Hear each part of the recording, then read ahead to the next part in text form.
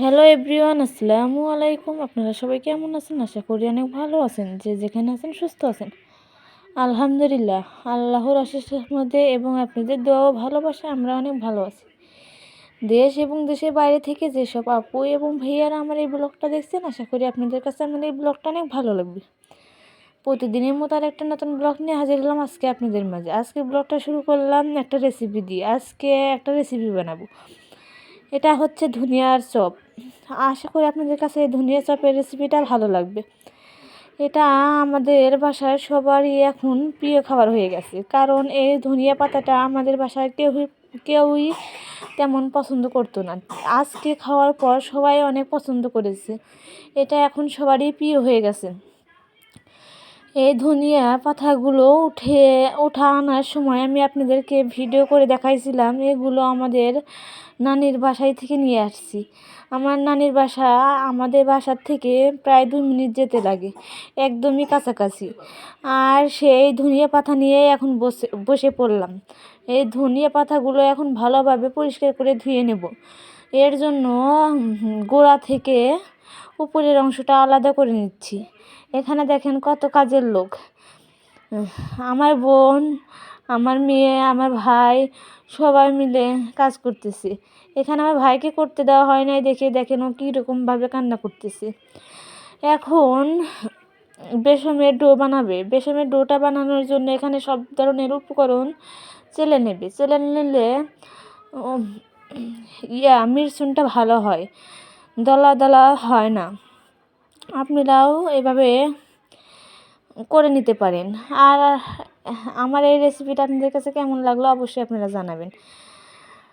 আমি ঠিক তেমন রাঁধুনি না, আমি ইউটিউব দেখে দেখে রান্না শিখি, সেগুলোই আবার রান্না করি এবং আপনাদের মাঝে শেয়ার করি। আমি যেহেতু লাইফস্টাইল ব্লগ শেয়ার করি, তার জন্য আমি বাসায় যা যা করি সেগুলো নিয়েই আমি আপনাদের মাঝে ভিডিও বানাই। তো দেখতে থাকুন আমি কিভাবে কি কাজ করি। এখানে আমার চেলে নেওয়া হয়ে গেছে। আর এটা মূলত আমার নানার জন্যই করা হয়েছে, কারণ আমার নানা এটা হাট থেকে কিনে এনেছে। এখন তো শীতকালে এই জিনিসটা সব সময় বাজারে, সব জায়গায় বাজার মাহফিল, এখন তো মাহফিল অনেক হয়, সে বা কোনো অনুষ্ঠানে এইগুলো পাওয়া যায়। এগুলো তো এখন হাটে বাজারে অনেক পাওয়া যায়। এগুলোর শীতকালে এগুলোর প্রচলন অনেক। এগুলোও খেতে অনেক মজা লাগে। এগুলো আমি একবার মেবি খেয়েছিলাম, সেটা হচ্ছে আমার শ্বশুরবাড়িতে। তারপরে আর খাওয়া হয়নি।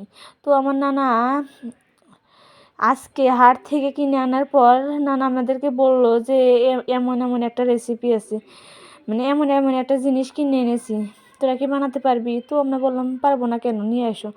পরে আমার নানা তো জানে যে আমরা এরকম অনেক জিনিসই বানাতে পারি, বানাই।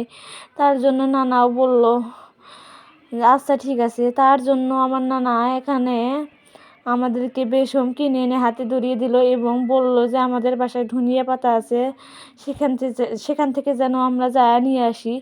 তো যে বলা সেই কাজ, আমরাও নিয়ে আসলাম। এখন ধনিয়ার পাতাগুলো ভালোভাবে পরিষ্কার করে নিচ্ছে। এখানে অফ ক্যামেরায় আরও অনেকবার ধুয়ে নেওয়া হয়েছে। টিউবওয়েল থেকে ধুয়ে আনার পরও এখানে আবার ধুয়ে নিচ্ছে, মানে ভিডিওতে একটু শেয়ার করার জন্য। এটা ভালোভাবে ধুয়ে নেওয়ার পর এখন এই মিশ্রণটা দিয়ে এখন ভালোভাবে ভেজে নিচ্ছে। এখানে তেল ভালোভাবে গরম করে ওর ভিতরে দেওয়া হচ্ছে। এটা খেতে কিন্তু অনেক মানে লোভনীয় একটা খাবার। মানে এটা দেখতে কেউ বুঝতেই পারবে না যে এটা কী দিয়ে বানানো হয়েছে। আমার নানির বাসার সবাই এটা প্রথমবার খেয়েছে। খাওয়ার পর ওনারা বুঝতেই পারেনি যে এটা কী দিয়ে বানানো হয়েছে। পরে আমরা যখন নানির বাসায় এগুলো উঠাতে গিয়েছিলাম, তখন আমার নানি বা আমার মামি বলতেছিল যে এগুলো দিয়ে আমরা কী করব। তো আমরা বলতেছিলাম যে এগুলো দিয়ে নানা যে নিয়ে আসছিলো ওইগুলো বানাবো। তো নানা মানে আমার মামি তখন পাশে থেকে বলতেছে যে এগুলো কি ওটা দিয়েই বানাতে হয়? আমি না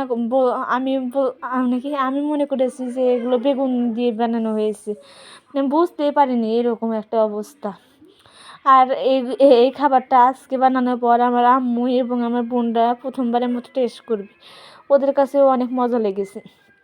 আমার কাছে অনেক মজা লেগেছে, একদম মুখে লেগে থাকার মতো। আর এই রাঁধুনি পাতাটা আমাদের বাসার কেউ কেউ ওরকমভাবে পছন্দ করে না। অনেকে শীতকালে এইটা মানে তরকারিতে দিয়ে খায়, মানে সারা বছর খায় কিন্তু শীতকালে একটু বেশি খায়। আমার শ্বশুরবাড়িতে তো এটা শীত মানে শীতকাল শীত আসলে পরেই তরকারিতে এইটা দিয়ে রান্না করা হয়। কিন্তু আমাদের বাসায় এটা দিয়ে দিয়ে রান্না করলে কেউ পছন্দ করে না, কেউ খেতে চায় না, তো রান্না করা হয়নি। তো আজকে এটা ভেজে দেওয়ার পর তো ওরা মুখ থেকে এটা সরাতেই পারতেছিল না। ওরা অনেক পছন্দ করেছে, ওদের কাছে অনেক মজা লেগেছে। এখন ভালোভাবে ভেজে নেওয়া হচ্ছে, একদম ভেজে মুচমুচে করে নামিয়ে নেওয়া হলো। সবগুলো নামিয়ে নিচ্ছে। আমার ভিডিওগুলো আপনাদের কাছে কেমন লাগে? যদি ভালো লাগে তাহলে অবশ্যই আমার ভিডিওতে লাইক কমেন্ট করবেন এবং শেয়ার করবেন, অবশ্যই সাবস্ক্রাইব করবেন এবং পাশে থাকা বেল বাটনে ক্লিক করে রাখবেন নোটিফিকেশনের মাধ্যমে। তাতে করে নোটিফিকেশনের মাধ্যমে আমি প্রত্যেকটা ভিডিও আপনাদের কাছে পৌঁছে যাবে। সরি, আমি একটু ভিডিওর মধ্যে একটু আওলাজলা কথা বলতেছি, তার জন্য আমি আপনাদের কাছে ক্ষমা চাচ্ছি। আমি আপনাদের কাছে ক্ষমা প্রার্থী, আপনারা অবশ্যই আমাকে ক্ষমা করবেন। এখানে আবার দ্বিতীয়বারের মতো সব কিছু দিয়ে ভেজে নেওয়া হচ্ছে। আর আপনারা যারা বিগিনার রাঁধুনি মানে যারা মানে রান্না করতে পারেন, তারা অবশ্যই আমাকে বলবেন আমার এই রেসিপিটা ঠিক ছিল না ভুল ছিল। যদি ভুল হয়ে থাকে তাহলে আপনারা অবশ্যই আমাকে কমেন্ট করে জানাবেন কিভাবে এটা ভাজলে পারে বেশি মজা লাগে, আপনারা অবশ্যই আমাকে জানাবেন। আর এই রেসিপিটা কিন্তু আমার বোনই বানিয়েছে, আমি এখানে কোনোভাবে হাত লাগাইনি। এটা পুরোটাই মানে পুরো রেসিপিটাই ওই করেছে। আপনারা সবাই আমার ফুল ফ্যামিলির জন্য দোয়া করবেন, আপনাদের জন্য দোয়া রইল। আর শীতের কালে এই পিঠাটা খেতে অনেক মজা লাগে। এটা তো অনেক সুন্দর মুচমুচে হয়েছে, অনেক ক্রিস্পি হয়েছিল। আর এখানে কি বেসমের ডোর ভিতরে কি কি দেওয়া হয়েছে সেটা অবশ্য আমি বলিনি, এখন বলে দিচ্ছি। এখানে দেওয়া হয়েছিল বেসম, এই মরিচের গুঁড়া, হলুদের গুঁড়ো, লবণ এবং চালের গুঁড়ো, ময়দা এগুলো দেওয়া হয়েছিল এবং বেকিং পাউডারও দেওয়া হয়েছিল। এই সব কিছু দিয়ে ভালোভাবে মিক্স করা হয়েছে। বেকিং সোডা দেওয়া হয়েছিল। বেকিং সোডা দেওয়ার কারণে এটা অনেকক্ষণ ক্রিস্পি থাকে, অনেক মুচমুচে থাকে, এটা নরম হয়ে যায় না। এটা খেতে অনেক মজা লাগে। এটা আমরা যদি শুধু এগুলো বেসন দিয়ে বানাতাম তাহলে অল্প কিছুক্ষণ রাখার পরই এটা নরম হয়ে যেত, খেতে তেমন মজা লাগতো না। কিন্তু এটা ভেতরে যেহেতু এতগুলো জিনিস দেওয়া হয়েছে তার জন্য এটা অনেকক্ষণ ক্রিস্পি ছিল। আমি আমার ভয়েস শুনে আমি নিজে হাসি, কারণ আমি মানে ঠিক ভালোভাবে ভয়েস দিতে পারি না, ভালোভাবে শুদ্ধভাবে কথা বলতে পারি না। কেমন যেন গ্রামে থেকে অভ্যস্ত, তো গ্রামের ভাষায় বলে ফেলি। আর ভাষা শুদ্ধভাবে আমি বলতে পারি না, কারণ ছোটোর থেকে গ্রামের মানুষ হয়েছি, গ্রামের মানুষেরা অত শুদ্ধভাবে কথা বলতে পারে না। তো আপনারা কোনো কিছু মনে করবেন না, যারা গ্রামে থাকেন তারা অবশ্যই বুঝবেন। মানে আমাদের গ্রাম্য ভাষায় আমি কথা বলি।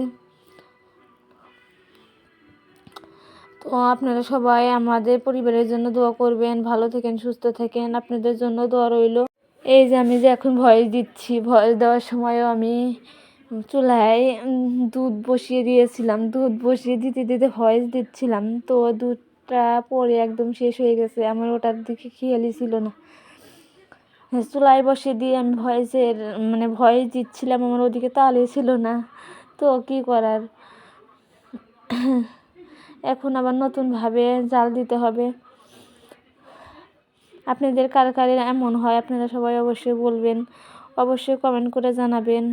আমি তো প্রায়ই এমন করে ফেলি। গ্যাসের চুলাতে কোনো কিছু দিয়ে গ্যাসের চুলাতে দিয়ে তো জাল দেওয়া লাগে না, শুধু দিলে হয়ে যায়। তখন আমি অন্য কোনো কাজে চলে যাই বা অন্য কিছু দেখার উদ্দেশ্যে মানে টিভি দেখার উদ্দেশ্যে চলে যায়, তখন আর এদিকে খেয়াল থাকে না, আর এরকম হয়ে যায়। আর এই দেখেন না, আমার মেয়েটা মাশাআল্লাহ অনেক বড় হয়ে গেছে। আপনারা সবাই আমার মেয়েটার জন্য দোয়া করবেন। দেখেন ওর খালামুনি ভাজতেছিল আর ও এনে এনে আমাদের কাছে দিচ্ছিল। আমার মেয়েটা অনেক মানে ছোটো হলেও কি ও অনেক কাজ করে। আমার মেয়েকে যদি আমি কোনো কিছু বলি ও সাথে সাথে করে দেবে, সঙ্গে সঙ্গে কোনো কিছু আনতে বললে এনে দেবে। ওর জন্য আপনারা সবাই দোয়া করবেন। আর এই যে এখন সবগুলো ভেজে সার্ভ করা হলো, দেখতে কিন্তু অনেক সুন্দর লাগতেছে মাশাআল্লাহ। আজকের ভিডিওটা এই পর্যন্তই। আপনাদের কাছে যদি ভালো লাগে তাহলে আপনারা সবাই অবশ্যই আমার ভিডিওতে লাইক কমেন্ট করবেন, শেয়ার করবেন এবং সাবস্ক্রাইব করবেন। লাইক করলে মোটিভেট হয়ে সাবস্ক্রাইব করবেন, সাবস্ক্রাইব করে পাশে থাকা বেল বাটনে ক্লিক করে রাখবেন, তাতে করে প্রত্যেকটা ভিডিও নোটিফিকেশনের মাধ্যমে আপনাদের কাছে পৌঁছে যাবে। আজকের ভিডিও এই পর্যন্তই, পরের ভিডিওর জন্য অপেক্ষা করুন।